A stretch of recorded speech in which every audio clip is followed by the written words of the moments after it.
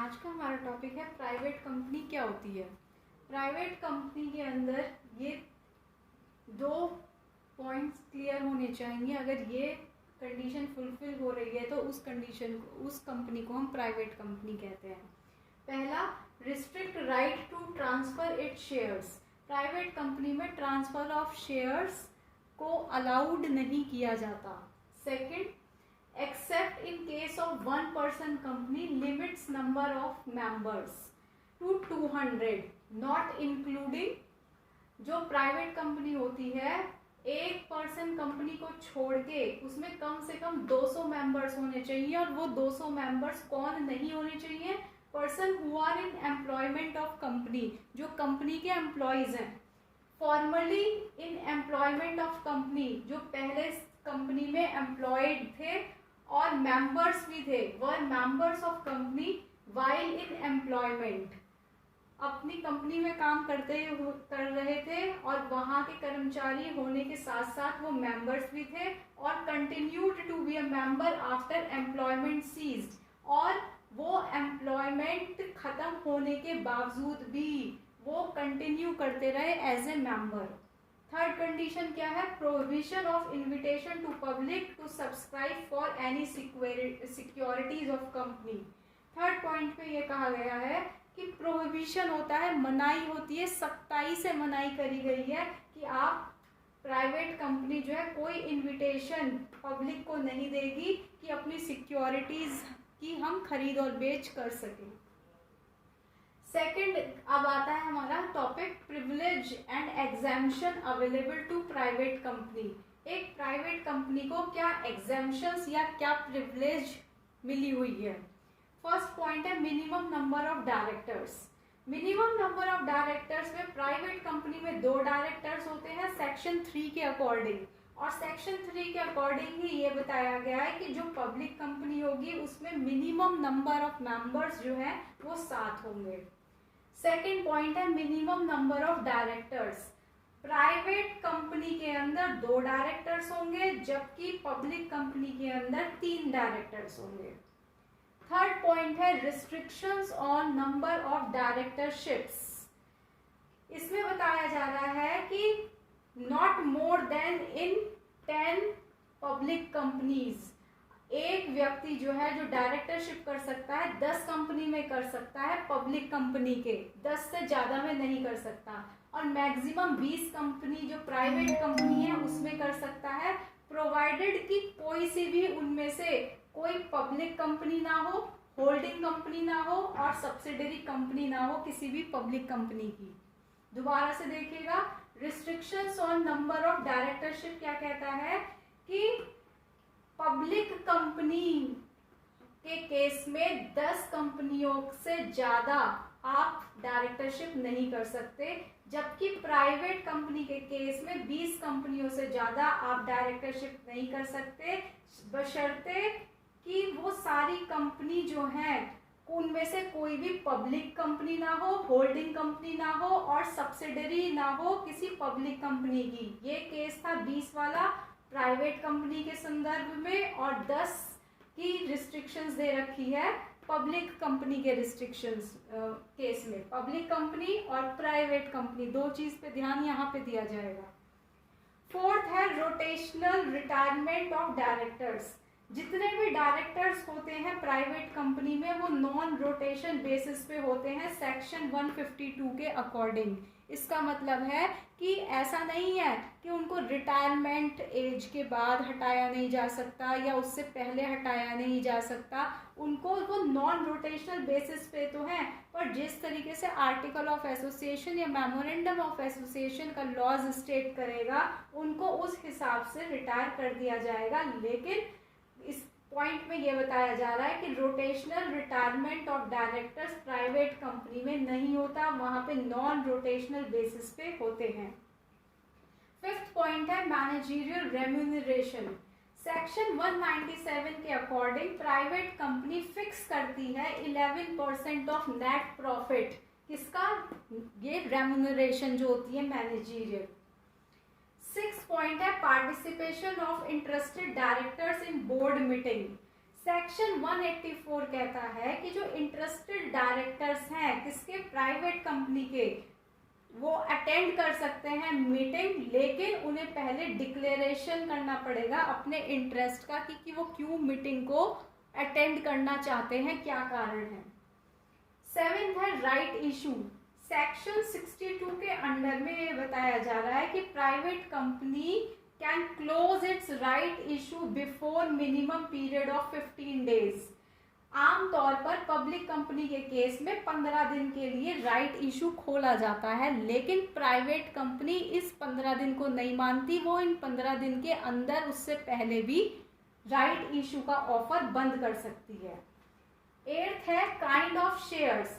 Section 43 कहता है कि प्राइवेट कंपनी इशू करती है शेयर्स अदर देन इक्विटी और प्रेफरेंस शेयर्स। 9th पॉइंट है ऑडिट कमेटी। सेक्शन 177 के अनुसार private company need not required to constitute audit committee of board.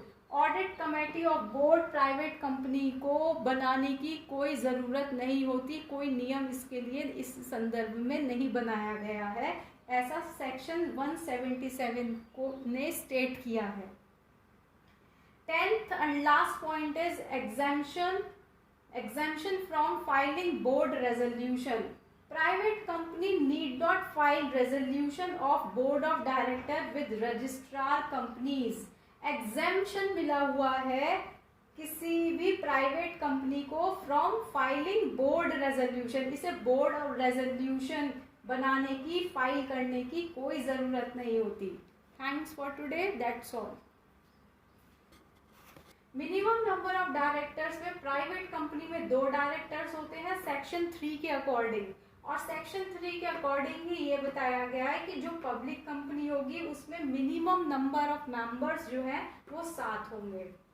Second point है मिनिमम नंबर ऑफ डायरेक्टर्स।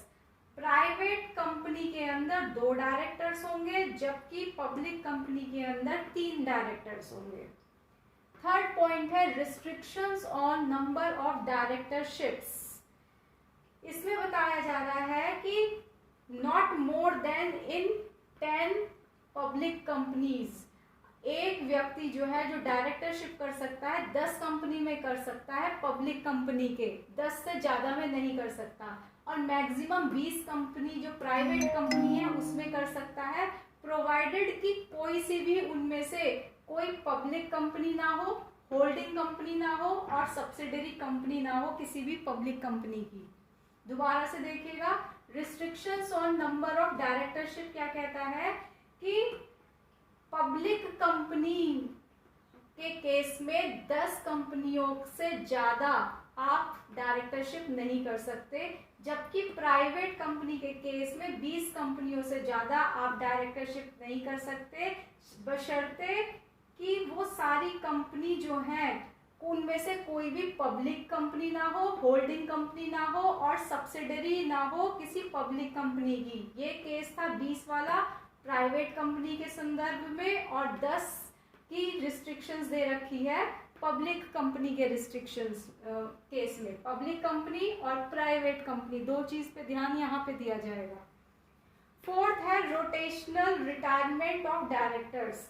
जितने भी directors होते हैं प्राइवेट कंपनी में वो नॉन रोटेशन बेसिस पे होते हैं सेक्शन 152 के अकॉर्डिंग। इसका मतलब है कि ऐसा नहीं है कि उनको रिटायरमेंट एज के बाद हटाया नहीं जा सकता या उससे पहले हटाया नहीं जा सकता, उनको वो नॉन रोटेशनल बेसिस पे तो हैं, पर जिस तरीके से आर्टिकल ऑफ एसोसिएशन या मेमोरेंडम ऑफ एसोसिएशन का लॉज स्टेट करेगा उनको उस हिसाब से रिटायर कर दिया जाएगा। लेकिन इस पॉइंट में ये बताया जा रहा है कि rotational retirement of directors private company में नहीं होता, वहाँ पे नॉन रोटेशनल बेसिस पे होते हैं। 5th पॉइंट है मैनेजरियल रेम्यूनरेशन। सेक्शन 197 के अकॉर्डिंग प्राइवेट कंपनी फिक्स करती है 11% ऑफ नेट प्रॉफिट। किसका? ये रेम्यूनरेशन जो होती है मैनेजरियल। 6th पॉइंट है 152 के अकॉर्डिंग इसका मतलब है कि ऐसा नहीं है कि उनको रिटायरमेंट एज के बाद हटाया नहीं जा सकता या उससे पहले हटाया नहीं जा सकता, उनको वो नॉन रोटेशनल बेसिस पे तो है, पर जिस तरीके से आर्टिकल ऑफ एसोसिएशन या मेमोरेंडम ऑफ एसोसिएशन का लॉज स्टेट करेगा उनको उस हिसाब से रिटायर कर दिया जाएगा। लेकिन इस पॉइंट में ये बताया जा रहा है कि rotational retirement of directors private company में नहीं होता, वहां पे नॉन रोटेशनल बेसिस पे होते हैं। फिफ्थ पॉइंट है मैनेजरियल रेम्यूनरेशन।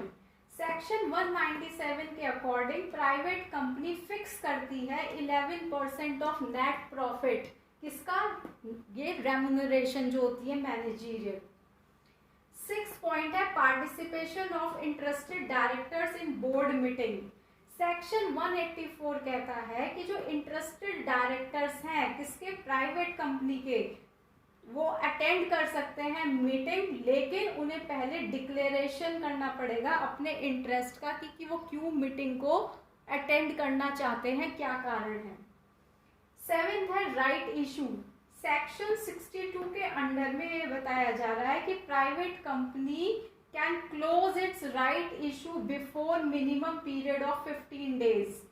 आमतौर पर पब्लिक कंपनी के केस में 15 दिन के लिए राइट इशू खोला जाता है, लेकिन प्राइवेट कंपनी इस 15 दिन को नहीं मानती, वो इन 15 दिन के अंदर उससे पहले भी राइट इशू का ऑफर बंद कर सकती है। एट्थ है काइंड ऑफ शेयर्स। सेक्शन 43 कहता है कि प्राइवेट कंपनी इशू करती है शेयर्स अदर देन इक्विटी और प्रेफरेंस शेयर्स। 9 पॉइंट है ऑडिट कमेटी। सेक्शन 177 के अनुसार private company need not required to constitute audit committee of board. Audit committee of board private company को बनाने की कोई ज़रूरत नहीं होती, कोई नियम इसके लिए इस संदर्भ में नहीं बनाया गया है, ऐसा सेक्शन 177 को ने स्टेट किया है। 10th and last point is exemption from filing board resolution. Private company need not file resolution of board of director with registrar companies. Exemption मिला हुआ है किसी भी प्राइवेट कंपनी को फ्रॉम फाइलिंग बोर्ड रेजोल्यूशन, इसे board और resolution बनाने की, फाइल करने की कोई ज़रूरत नहीं होती।